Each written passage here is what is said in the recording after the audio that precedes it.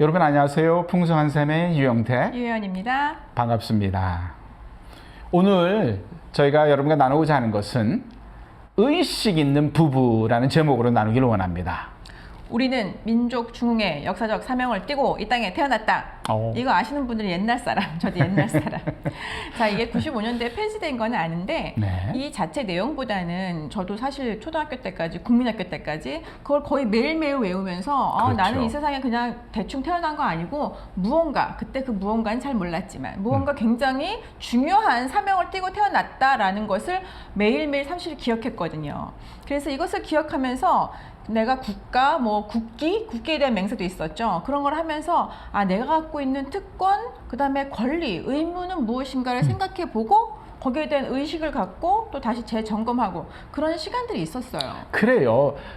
국가에 대해서 또는 국기에 대해서뿐만이 아니라 사실은 결혼한 부부 안에서도 정말 중요합니다. 부부가 가져야 될 서로에 대한 인식이 얼마나 중요한지 모릅니다. 그리고 이 인식은요, 서로가 기억해야 되고 재확인해야 됩니다.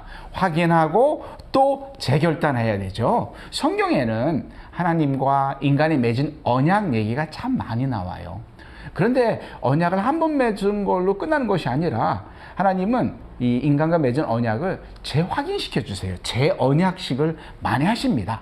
그런 것처럼 부부가 서로에게 언약을 맺었다면 이 언약은 재확인해야 되고 재결단해야 된다는 것이죠. 그래서 오늘 의식에 대한 얘기를 나눕니다. 네, 그래서 저희가 여러분과 5가지, 부부면 꼭 기억해야 할 5가지 의식을 소개해 드리려고 합니다. 첫 번째 말씀해 주시죠. 존중의식. 네, 존중의식. 부부가 서로를 존중해야 된다. 그거에 대한 의식을 해야 된다라는 것을 말씀을 드리는 겁니다. 남편은 아내를 사랑해야 되고 아내는 남편을 존중해야 하고. 그렇지요. 성경에 나오는 말씀이고 이게 부부에게는 정말 필요합니다. 왜 그래야 될까요? 왜 남편은 아내를 사랑해야 되고 아내는 남편을 왜 존중해야 될까요? 정말 구체적으로 말씀드리자면 하나님이 배우자를 주셨기 때문이에요. 하나님이 우리에게 주신 최고의 선물이기 때문에 그렇습니다. 그리고 두 번째로는요. 나의 반쪽이잖아요. 둘이 합하여 한 몸이라고 한 것처럼 둘이 하나 되기 위한 나의 반이기 때문에 아내를, 남편을 사랑하고 존중해야 됩니다. 또한 더 나가서는 가정에 자녀가 있지 않습니까? 자녀의 아빠일 수 있고 자녀의 엄마일 수 있기 때문에 존중해줘야 되는 겁니다. 그래서 이 부부가 서로를 존중하는 의식, 그러한 생각을 가지고 살아나갈 때에 행복할 수 있는 것이죠. 그렇죠. 두 번째로는요, 부부가 꼭 가져야 될 두 번째 의식은 두 번째로 사랑의 의식입니다. 그렇죠. 사랑의식. 이것은 사실은 부부는 사랑, 왜 결혼하기를 원해요? 그러면 사랑해서야 그런 분들이 많은데 그렇죠. 이 사랑은 내가 사랑하기를 결단하고 의식적으로 내가 이것을 수용하는 것입니다. 그래서 이 사랑은 내가 이 사람이 좋거나 마음에 드는 부분만 사랑하는 것이 아니고 이 사람의 배우자의 영혼육 전 인격을 다 받아들이고 사랑하겠다는 결단을 하고 행해지는 생각이죠. 의식이죠. 네. 그리고 또 이것은 오직 배우자만, 나의 그 사랑은 이 순간부터 우리가 죽음이 우리를 나누는 그 순간까지 나의 남편, 나의 아내만 사랑하겠다는 정확한 의식이라는 것입니다. 그렇군요. 네네. 그렇게 하면은 또 그 다음에는 뭐가 또 있어야 될까요? 세 번째는 동지의식입니다. 남자분들 군대 갔다 오신 분들은 아실 수 있고, 사실은 이 동지의식이라는 말은, 함께, 서로, 같이. 이 세 가지 말은 저 개인적으로 상당히 좋아해요.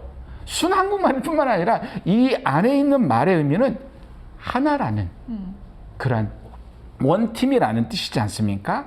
여기서 동지의식은 서로를 지원해주고, 서로를 감싸주고 서로를 세워주는 그런 아름다운 의식을 말합니다. 어떻게 보면은 양쪽 원가족과의 관계 속에 어려움을 겪기도 하는데 그때에 여러분 남편은 아내를 잘 감싸주고 함께 한다는 것을 인식시켜줘야 될 뿐만 아니라 자기도 기억해야 되고요. 반대로 아내가 남편을 처가의 관계 속에서 잘 돕고 세워줄 필요가 있다라는 것이죠. 특별히 어려움과 충돌이 있을 때에. 그래야만 둘이 하나가 되고 한 팀으로서 평생을 살 수 있게 되는 것입니다. 그렇죠. 그래서 그게 특별히 동지 의식은 그런 어떠한 시월드나 친정과 어떤 충돌이 있을 때 절대로 잊지 말아야 될 것이 동지 의식이라는 거죠. 우리는 그래요. 한 팀이다. 부부는 한 팀이라는 거죠. 네. 그 다음에 네 번째로는 이 부부가 꼭 가져야 될 또 한 가지 의식은 목표 의식이 되겠습니다.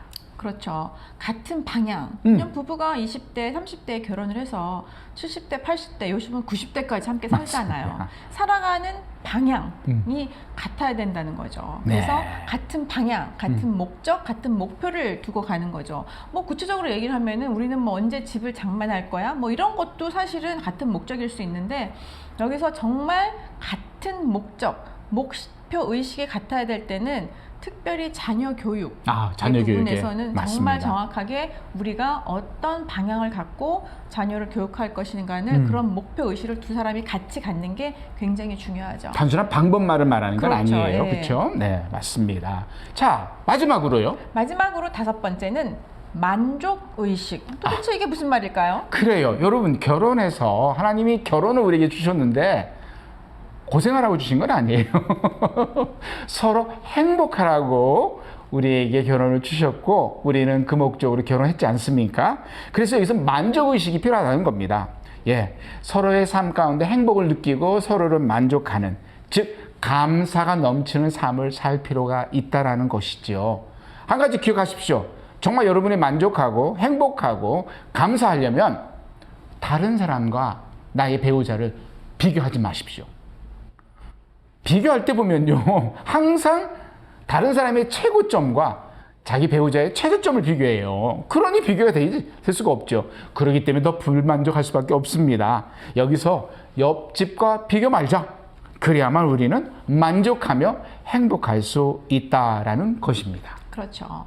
그래서 다섯 가지 의식은 우리가 정확하게 수용해야 하고 네, 그 다음에 삶으로 표현해 나가야 되는 거죠. 삶으로 표현해야 그래서 된다. 수용과 적용이 중요한 거죠. 네, 그 적용을 말씀한 거군요.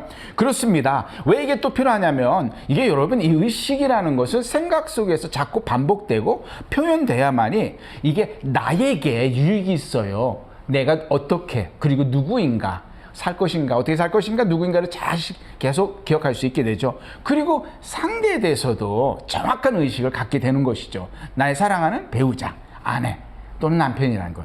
그렇게 할 때에 여러분 두 사람이 서로에게 얼마나 힘이 되고 하나가 될 수 있겠습니까? 예, 그래서 정리해 보면은 처음에는 존중 의식, 네, 사랑 의식, 그렇죠. 동지 의식, 네, 목표 의식, 그 다음에 만족 의식. 맞습니다. 이것들이 말로 표현되고 삶으로 표현되는 게 너무 중요한 것 같아요. 그래요. 말과 행동으로 여러분 이 의식을 표현해 주시기 바랍니다. 하루에 한 가지 또는 두 가지를 배우자에게 이 의식적인 부분을 의도적으로 표현하고 행동으로 보여줄 때에 여러분 부부가 정말 행복하게 살 수 있다고 확신합니다. 네, 오늘은 다섯 가지 의식 잊지 마세요. 오늘은 여기까지. 감사합니다. 감사합니다.